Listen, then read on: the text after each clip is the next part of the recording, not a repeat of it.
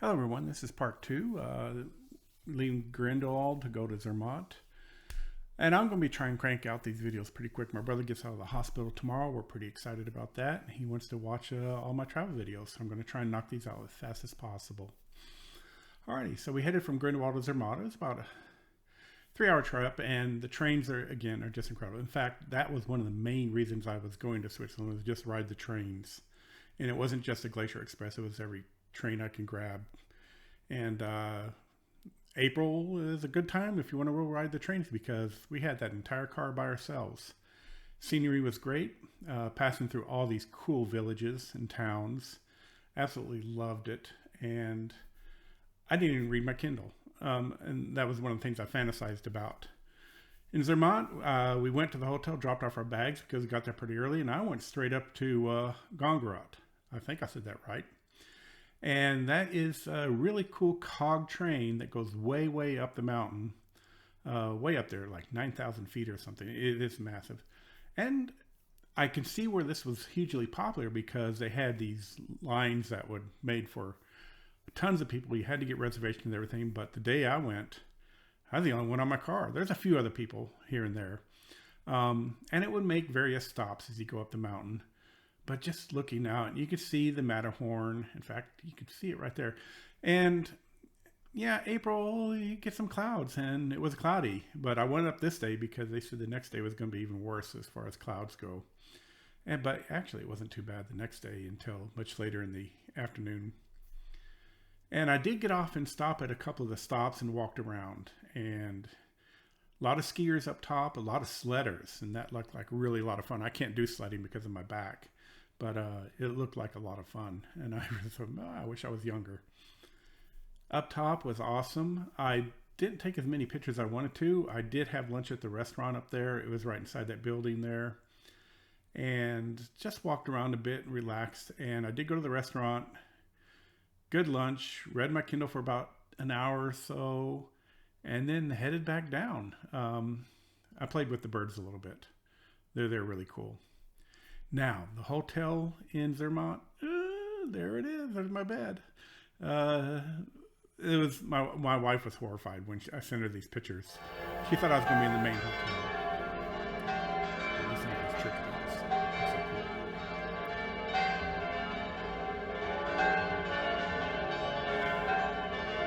cool. Anyway, Sunday morning, the church bells rang for quite a while. And then I went up to the Matterhorn. My son was doing something else. I actually forgot what he did. He was hanging around in the villages a lot. Well, this gondola, it was freaky, tell you the truth. I mean, it got up so high in some parts. But just like riding the trains, this was an experience in itself, just to go up the gondola. The day get much better than advertised. It was better than the day before. So I probably should have done Gongarut and this on the same day. But it's all right. And a lot of skiers going up, but I had the car to myself. There's plenty of cars going by, so if you see one crowded, you just wait and you hop on the next one. And it was hop on, hop off. It was pretty much a straight shot up this huge mountain. It's like well over 3,000 meters, 4,000 meters. It was 1,200 something feet elevation once you got to the top. And it was their glacier paradise. It was pretty nice. It was similar to when I went to that one in Grindelwald. But I really, really loved the gondola. I wanted to ride it twice, tell you the truth. But I'm telling you, you can get way high up there. The technology on how they built this thing is just amazing. I'm going to have to watch a documentary on it. It's one of the greatest engineering projects, I think, ever. But yeah, it got pretty clear. Again, hop on, hop off. It was kind of fun. I did a couple of that. And then you started just going up and up and up.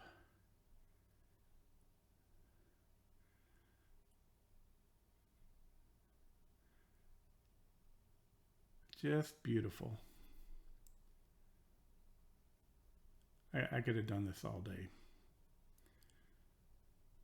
I sent that to my son-in-law, who loves to ski. He's from Colorado. Well, he spent a lot of time in Colorado. He was jealous. Glacier, And I'm just hanging above it. And just keep going up and up. It is so freaky. And when the wind blows, you start to rock and going, oh boy. And it's windy up there.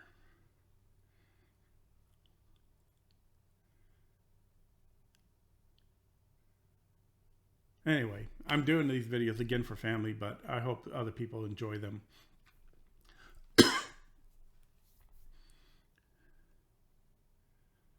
And this was really cool, going up, just, you're almost going straight up.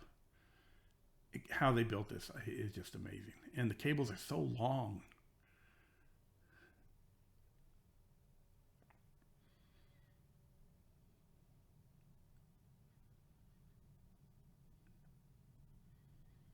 Yeah, I was thinking, if I fell, what are the odds of hitting the slope just right through? You just kind of slide down it. But up top, I walked around a bit. There was a bit of walking to this, so I was having some difficulty.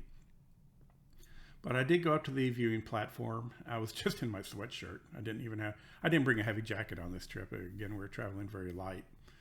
And I was getting cold pretty fast. People were looking at me thinking, are you nuts? You're just wearing a school sweatshirt. But I did manage to walk to the ice cave, just to the entrance. And by then my hip and my back were starting to go out on me. So I actually didn't go down in there where there's some sculptures.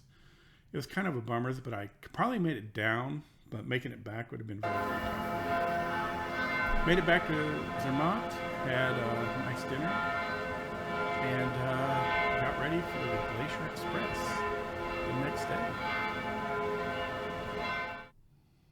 Alrighty, we'll see you on that video.